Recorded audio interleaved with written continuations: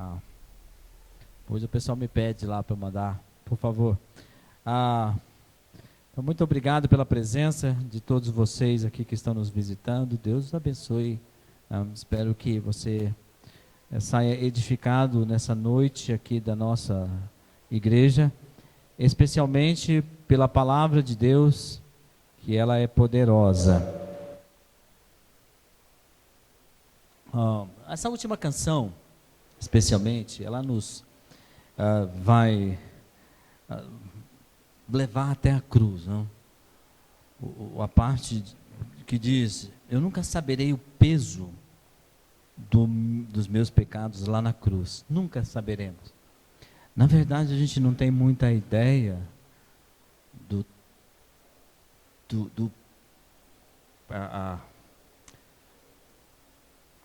de tudo que nós produzimos, de toda a culpa que nós produzimos em função, ou foi produzida através de nós em função da queda.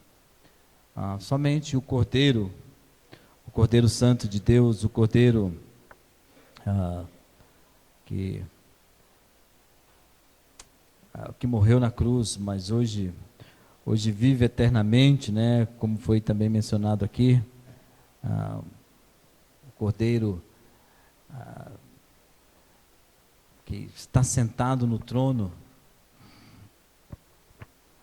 o Cordeiro que deu a vida por todos nós. Somente Ele deve ser completamente adorado, né?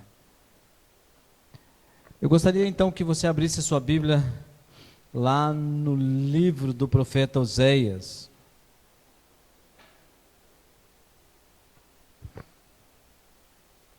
Oséias capítulo 9.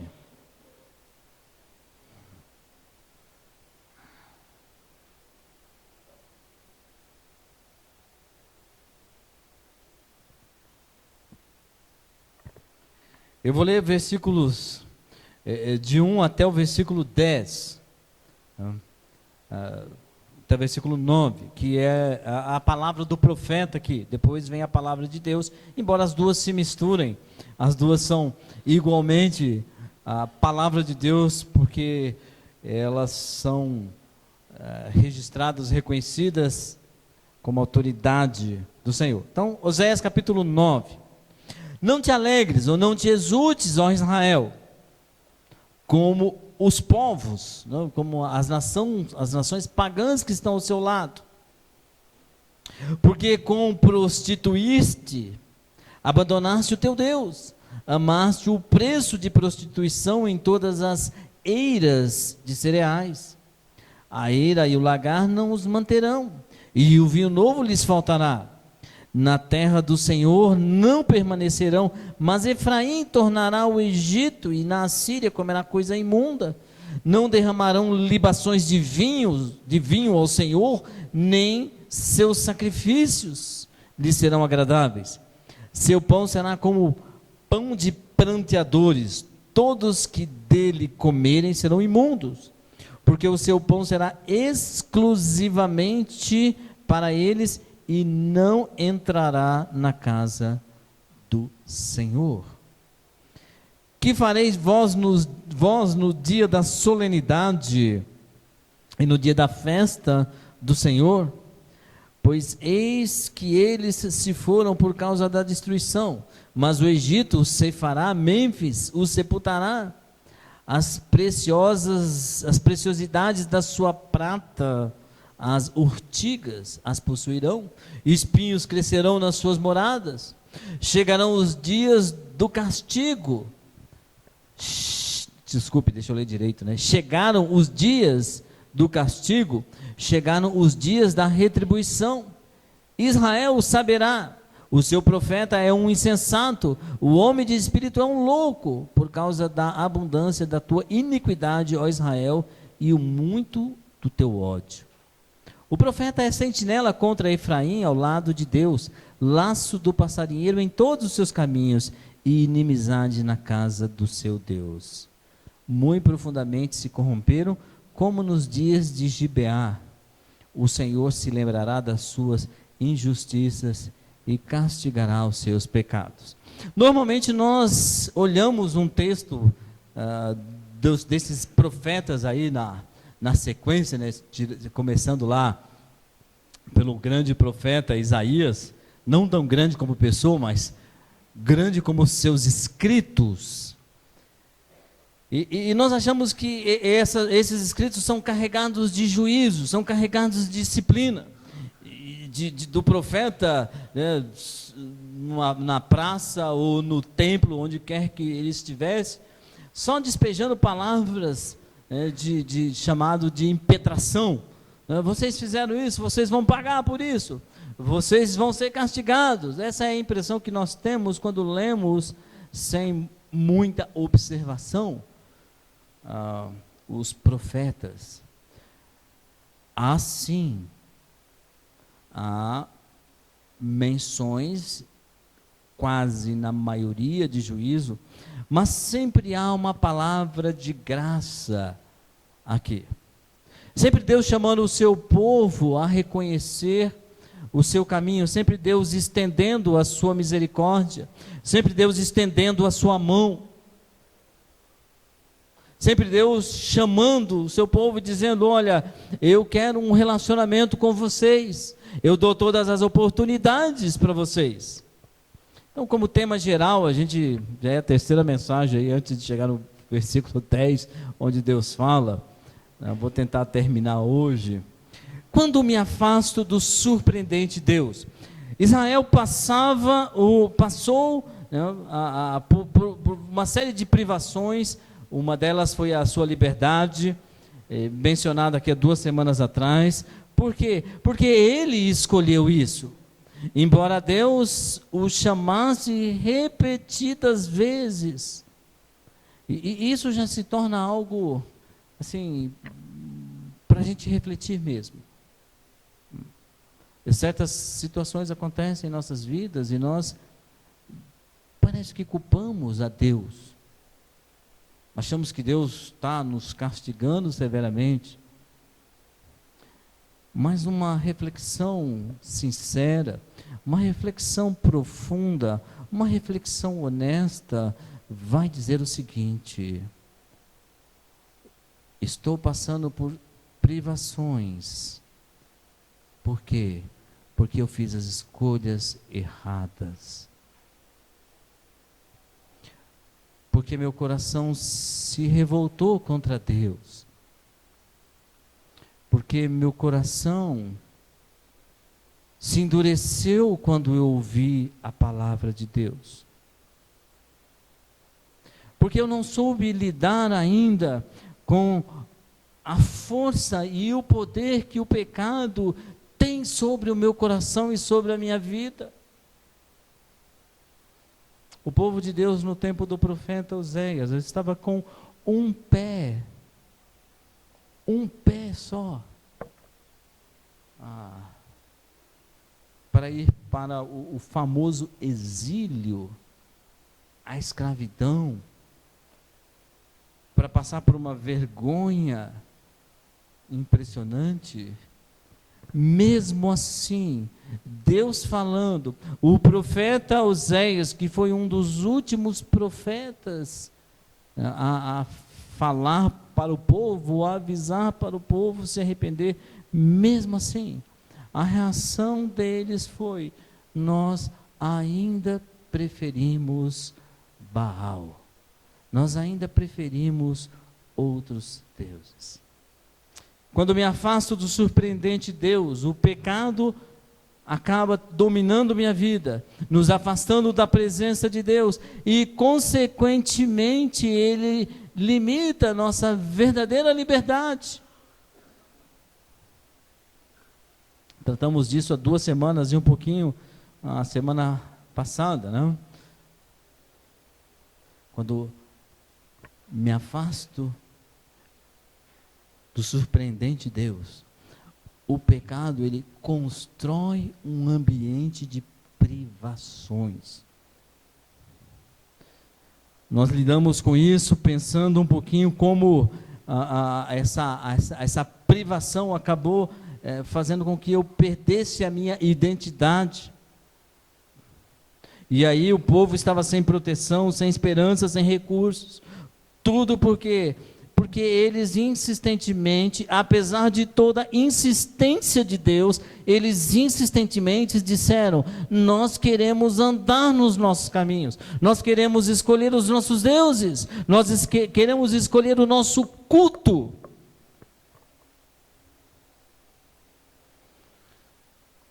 E Deus lá atrás,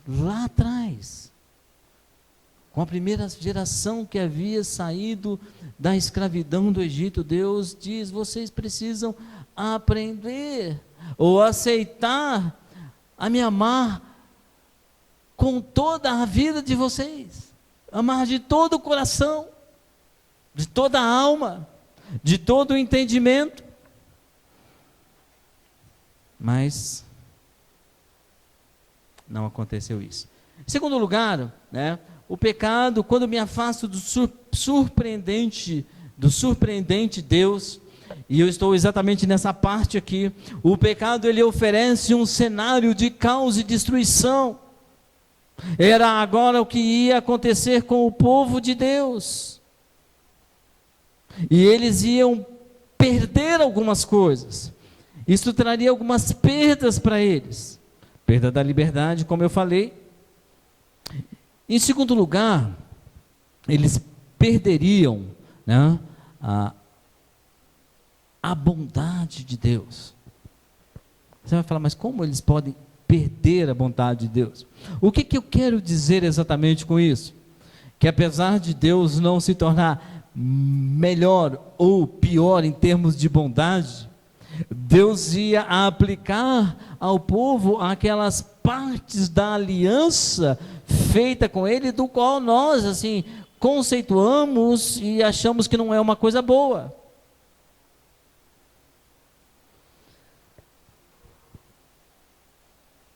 E de certa forma Deus acaba retirando a sua bondade do meio do povo.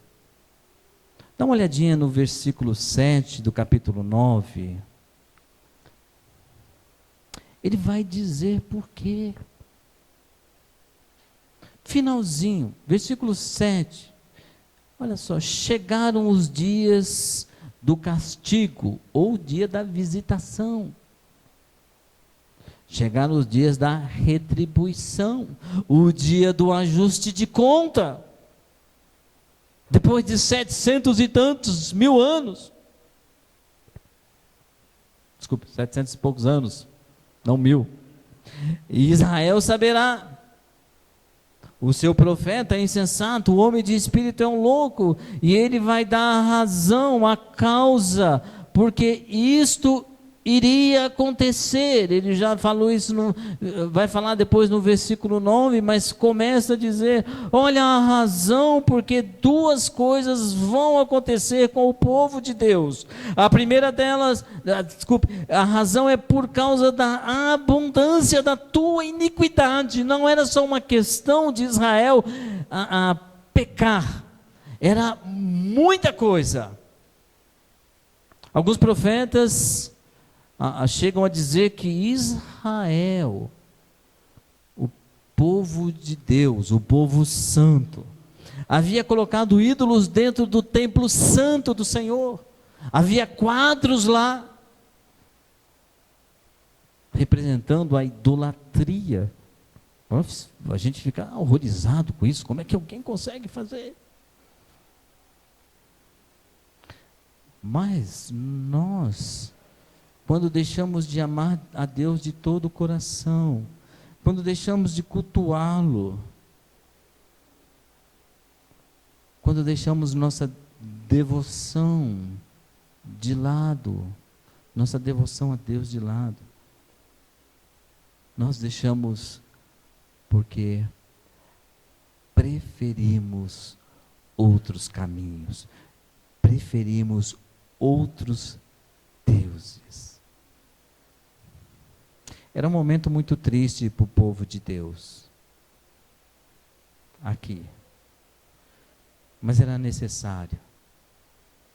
É um momento muito dolorido, é um momento de profunda comoção. Esse momento em que o povo agora é levado para a disciplina, para o cativeiro. Versículo 7, ele chama esses dias de os dias de aflição. Você vai ter aí, chegar nos dias do castigo, pode substituir a expressão como os dias de aflição. Que obviamente ninguém queria passar por eles, mas eram necessários. Isso é parte da graça de Deus sobre a vida do seu povo. Embora aquilo que eles encarariam como bondade não seria mais visível, não teria como perceber isso. Os seus campos fartos, os seus celeiros cheios, o seu lagar, né, que era o produto, um dos produtos da economia da Terra Santa, o vinho, não teria mais isso. Quando o povo vai lá para o cativeiro, eles estão caminhando, isso acontece em 2 etapas. Na segunda etapa, dá uma olhada nesse versículo que eu vou colocar aqui, né? Desculpe, eu acho que erraram aí o slide. Dá uma procuradinha, 9b aí, é um que tem um versículo. Estou vendo que o negócio não está funcionando muito bem aqui. Está no pendrive aí, viu? 9b, parte 2. Se não tiver também, vai esse mesmo, né? O versículo é um versículo de Lamentações. Eu vou ler aqui para vocês. Lamentações de Jeremias, referente ao profeta Jeremias. Como foi a cidade outrora populosa, se referindo a Jerusalém, essa cidade que tinha um brilho especial. Tornou-se como viúva, a que foi grande entre as nações, princesa entre as províncias, ficou sujeita a trabalhos forçados. Olha o versículo 2, qual é a percepção de Jeremias? Chora e chora de noite, e as suas lágrimas lhe correm pelas faces. Não tem quem a console entre os que a amavam. Todos os seus amigos procederam vergonhosamente contra a cidade, e eles se tornaram inimigos. Olha como Deus como o profeta Jeremias vai descrevendo uma lamentável situação do povo. Israel, como um todo, foi um povo que as nações temiam. Quando ele sai do Egito, por onde ele passava, os reis procuravam todas as formas de sair do caminho desse povo, porque era um povo poderoso. Mas como eles estavam agora? Escravizados, chorando. Mas por que isso? Porque o porquê dessa tristeza geral?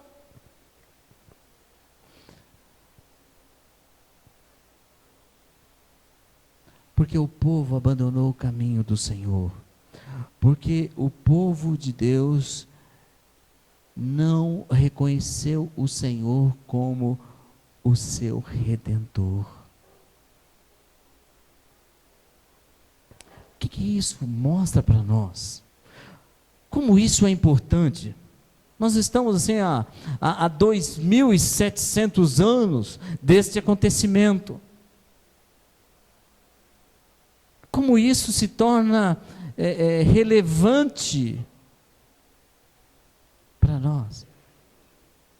Nós devemos sempre lembrar que Deus separou um povo para a sua glória exclusiva. Pagou um preço caro por isso. Nós sabemos o preço. Foi o preço da vida do seu único filho.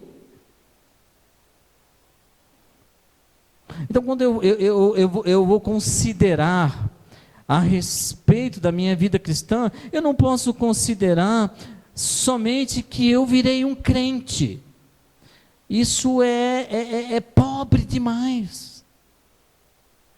Eu tenho que considerar o preço da minha redenção.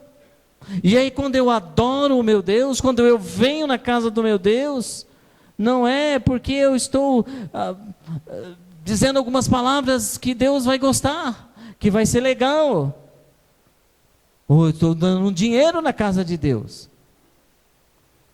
Não. É reconhecer que houve um preço caro pela minha redenção. E por isso eu adoro o meu Senhor. O dia da grande aflição. Isso me leva também até a cruz. Porque para o povo de Deus, do tempo de Oséias, a única maneira de santificar esse povo, de fazer com que esse povo abandonasse definitivamente a sua idolatria objetiva, seu pedaço de toco, seu pedaço de mármore, seus holocaustos, seus altares, era levando o povo e fazendo com que o povo passasse por uma profunda aflição.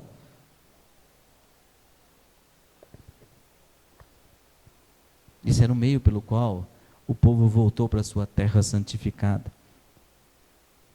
Isso me leva também até a cruz. A aflição que Jesus Cristo passa, a aflição que o Cordeiro passa, para santificar a sua igreja.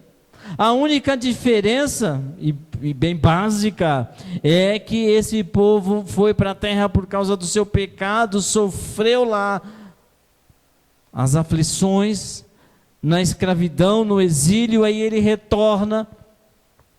E Jesus não tinha pecado, mas se fez pecado, sofreu na cruz, por todos nós, o bendito que se tornou maldito por nós, o justo que se tornou injusto por nós. Desculpe, exatamente, o justo que se tornou injusto por nós. Porque todos nós somos como Israel, ovelhas rebeldes, uvas bravas, povo de coração duro, povo de dura cerviz. E todos precisamos de Cristo, e precisamos de um Redentor. Essa é a grande lição para nós. É a nossa grande vantagem em relação ao povo de Deus, porque Cristo fez o trabalho por nós. Cristo passa por toda a aflição para nos santificar. E quando nós adoramos o Cordeiro, quando adoramos o nosso Senhor, nós devemos ter a nossa mente voltada lá na cruz, lembrando que se não fosse a morte do Filho, o que seria de nós?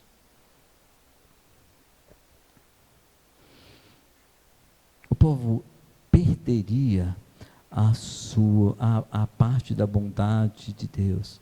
Acertou aqui ou não? Não, é esse mesmo. Tranquilo, vamos embora aí. Sem problema. O povo perderia. E esse era um momento lamentável, necessário, dolorido. O nome dado a esse momento, além do dia de aflição, o profeta dá o nome de dia do acerto. Você pode ler no versículo 7 aí, chegaram os dias da retribuição, vamos acertar tudo, vamos colocar a coisa em ordem. E aí nós normalmente também adquirimos um conceito errado a respeito da graça de Deus. Graça é Deus nos dar aquilo que não merecemos. Ótimo. Eu fui salvo pela graça de Deus, agora eu deito na minha rede e espero até chegar ao céu. Não, eu já sou crente. Beleza, garantido, selado nome escrito no livro da vida que não vai se apagar de forma nenhuma. São conceitos errados a respeito da graça de Deus. Isso nós descrevemos como baratear a graça de Deus. Eu vou fazer o que eu quero, vou aprontar, porque na verdade Deus já me salvou mesmo, e eu acredito que não há perda da salvação, vou no céu, então Deus vai cumprir a sua palavra, vai me abençoar, e Ele tem essa obrigação de me abençoar. Era exatamente assim que Israel pensava. Deus escolheu nosso pai Abraão, foi lá, escolheu Jacó, depois escolheu Judá, e manteve o povo, foram 12 tribos, e nós estávamos lá no tempo da escravidão, e aí Deus foi lá e acabou com os egípcios, e nos deu um melhor pedaço de terra. É aquela ideia do filho predileto, não é verdade? O filho predileto normalmente faz o que ele quer. Lá em casa eu não era, tá, gente? Queria ser, mas o filho predileto, ele apronta e os outros irmãos é que pagam a conta. Israel pensava assim: nós somos o filho predileto de Deus, e às vezes como crente nós pensamos assim também: pô, nós somos os prediletos de Deus. E aí soa até com uma certa arrogância da nossa parte. Nós vamos para o céu, né? Afinal de contas, aceitei Jesus. Esse é um conceito errado. Muito errado. Imensamente errado. Em primeiro lugar, Deus não é parcial. Deus é justo. Deus havia estabelecido com seu povo alianças, acordos. E o seu povo só entendeu aquela parte que a gente gosta de entender, o lado dos meus direitos. Meus deveres, não quis saber. E como crentes nós somos assim também. Deixa eu ver o que é meu direito.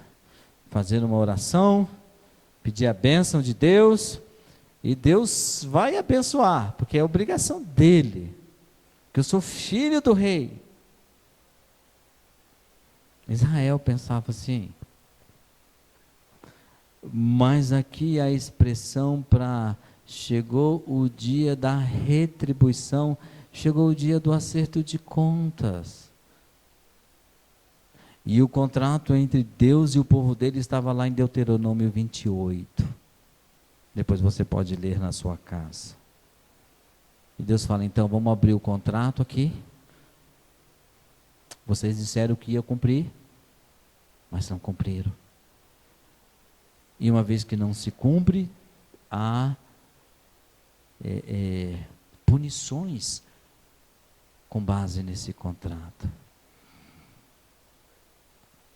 Sabe por quê? Naquele contrato diz: eu escolhi vocês, eu tirei vocês da terra da escravidão, mas eu chamei vocês para a santidade, eu chamei vocês para a exclusividade, eu chamei vocês para um relacionamento único comigo, e vocês quebraram o acordo. Agora eu tenho que, para manter a justiça, a minha fiel palavra, eu vou lidar com isso. E como crentes, nós às vezes esquecemos que fomos chamados à santidade. Não estou dizendo que aqueles erros, né? Fui grosso com alguém. Eu estou falando de como Israel estava. Israel não era aqueles problemas da fragilidade que a queda nos trouxe, com base nisso que Deus estava tratando Israel, mas era um estado pecaminoso. Israel não queria abandonar os seus ídolos. Israel não queria voltar-se mais para Deus.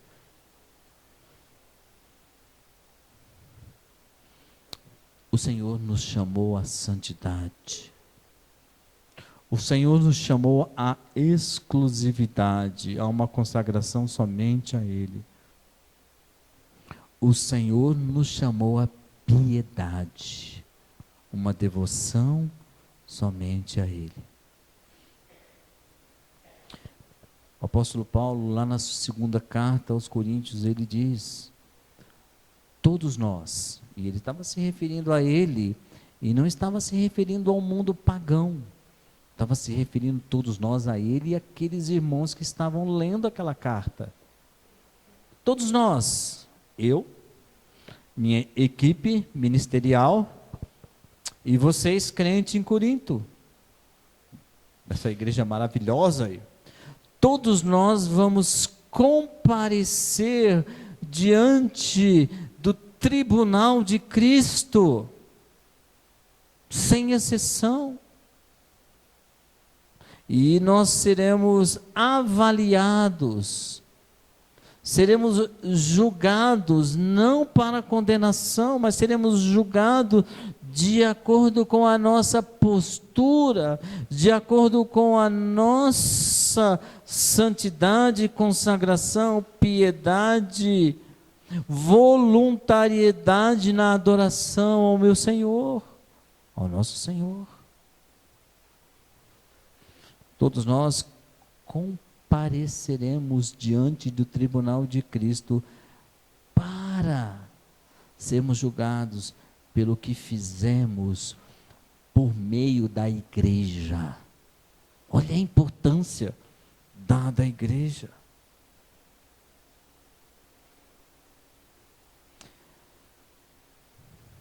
E às vezes nós olhamos a salvação como se ela fosse um cartão de embarque para o céu.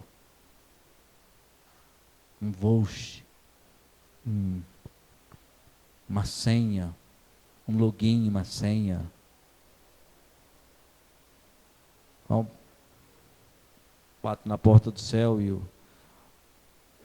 sujeito, o guardião do portal eterno, diz: coloca a senha que você recebeu lá na terra e os portões abrirão. Olhamos dessa forma. Nós vamos pelo céu pela graça de Deus, sempre, sempre, sempre.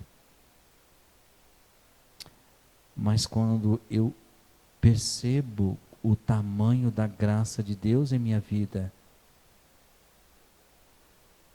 eu me consagro mais ainda ao meu Senhor.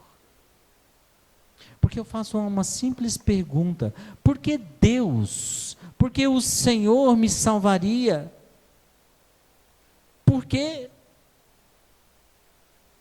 Eu sou descendente de Adão como todas as pessoas da terra, menos Cristo, menos o Filho, menos Jesus. E todos estão em igual condição culposa diante de Deus.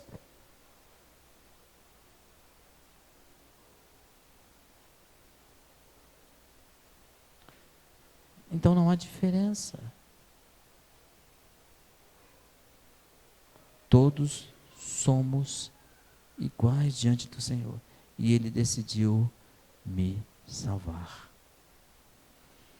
O pecado oferece então um cenário de caos e destruição. E há três grandes perdas aí: a perda da identidade, a perda da bondade de Deus e, em último lugar, a perda da liberdade. Versículo 8: o profeta é sentinela ao lado do meu Deus, laço de passarinheiro em todos os seus caminhos, e inimizade. Não, aqui aparece uma expressão de denúncia, quando ele diz: o profeta é sentinela contra Efraim. Ele é a voz de Deus. E a turma estava olhando o profeta como se fosse um louco. Já fizeram isso outras vezes. E Deus manda o profeta para quê? Para que o profeta faça apelo para o povo. É a graça de Deus insistindo a todo instante. O profeta é como aquela pessoa que tem um mandado de prisão. E aí o mandado de prisão é contra a obstinação do povo. Olha, Estou anunciando para vocês, Deus vai tratar. Então vamos nos arrepender, vamos voltar aos caminhos do Senhor, vamos abandonar o pecado, vamos abandonar os nossos deuses, porque Deus vai cumprir a sua parte na aliança. Ele diz, é laço do passarinheiro em todos os seus caminhos. É como uma armadilha, é como as algemas de um policial que dá voz de prisão, porque o sujeito cometeu um determinado crime. Vocês vão ser presos, vocês vão perder a liberdade. E talvez a pior de todas as coisas, ele diz no final do versículo aí, olha, você pode ver o versículo 8, e inimizade na casa do seu Deus. Sabe o que isso significa? Significa o afastamento de Deus. E eu creio que uma das piores situações é quando nós experimentamos esse afastamento de Deus, e Israel vai experimentar isso por pelo menos mais 400 anos, embora Deus continue sendo extremamente gracioso para com Israel, mesmo fora da sua terra. Mas semana retrasada eu li um dos salmos, os últimos salmos lá, em que o povo chorava e lembrava à beira do rio da Babilônia o que Deus tinha, quando eles ouviam os cânticos na presença de Deus. Isso no Salmo 42 também. Sabe por que estava acontecendo essa perda da identidade, perda da bondade e agora perda da liberdade? Por quê? Porque o povo insistia nos seus maus caminhos. O autor dos Hebreus, ele faz um incessante apelo a todos nós, aquela turma, aquela comunidade para a qual ele ministrava. Se vocês ouvirem a voz do Senhor, se arrependam, não faça como o povo de Deus na sua história. Se hoje estiverem ouvindo a voz do Senhor, não endureça o coração. Arrependam-se. Arrependam-se. Para que a gente não perca a nossa identidade como filho do rei. Não é perder a salvação, mas nossa identidade. Para que a gente não perca a bondade de Deus sobre nossa vida. E para que a gente não perca a nossa liberdade em Cristo que temos. O pecado nos afasta da presença de Deus e, consequentemente, traz a disciplina divina. Jesus, como nosso intermediador, Ele sabe das nossas fraquezas, Ele sabe porque Ele se tornou homem, Ele nos ampara diante delas. Podemos então nos achegar a Cristo. Quando se tornou homem, experimentou nossa fragilidade. Quando morreu na cruz e ressuscitou, nos alimentou da esperança de um dia estarmos libertos desse corpo mortal. Mas enquanto isso não acontece, estamos ainda fragilizados e sujeitos ao caos da queda. Por isso devemos fugir do pecado e nos aproximarmos do nosso Deus. Que o Senhor nos ajude, que o nosso Redentor nos motive a isso. E eu sei que sim, experimente isso. Olha, eu ouvi a voz do Senhor, fui tocado no meu coração. Eu quero abandonar, sei que tenho de abandonar os deuses da minha vida, os deuses do meu coração, e amar o meu Deus de toda a alma. Não consigo fazer isso, mas o Senhor nos ajuda. Abaixe a sua cabeça, feche os seus olhos. Talvez você tenha se envolvido aí com situações em que o pecado dominou. Não consegue se aproximar de Deus. Fala com o Senhor nessa noite. Fala: Senhor, eu já experimentei as dádivas divinas de uma forma tão empolgante, era tão bom, mas não consigo agora. Fui alimentando o meu coração de justificativas, de amarguras, de um tanto de coisa. E agora? Estou longe do Senhor. Meu coração está cheio de deuses que eu criei e que eu dedico devoção a eles. Mas eu sei que minha devoção tem que ser exclusivamente ao Senhor. Estou arrependido do meu pecado e quero voltar aos seus caminhos. Quero amar o Senhor de todo o meu coração, de toda a minha alma, com todo o meu ser. Faz essa oração. Deus vai ouvi-la. Obrigado, Senhor, por esta noite. Obrigado por desafiar nossos corações. Obrigado por sua graça maravilhosa para conosco. Nós precisamos cada vez mais do Senhor e dela. Precisamos do nosso Redentor. Precisamos do nosso Cordeiro. Precisamos ser impulsionados pelo poder do Espírito do Senhor, pelo poder do Espírito de Cristo. Então, ó Pai, nos ajude, tenha misericórdia de nós. Não queremos estar na situação em que o povo estava na ocasião do profeta, caminhando para o castigo, e mesmo assim com o coração endurecido. Então nos ajude, ó Pai.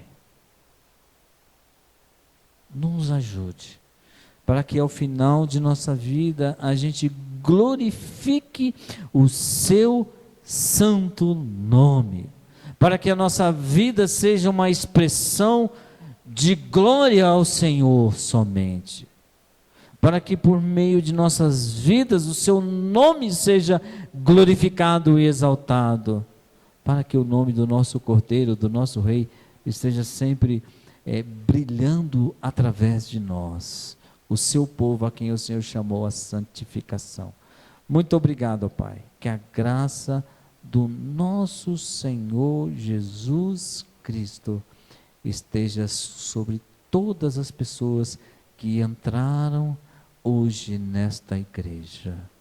É minha oração, em nome daquele que morreu por nós, em nome daquele que se entregou por nós, em nome daquele que nos justificou diante do Pai. Aleluia, amém, amém e amém. Uma boa noite para todos, que a graça do Senhor esteja sobre vocês.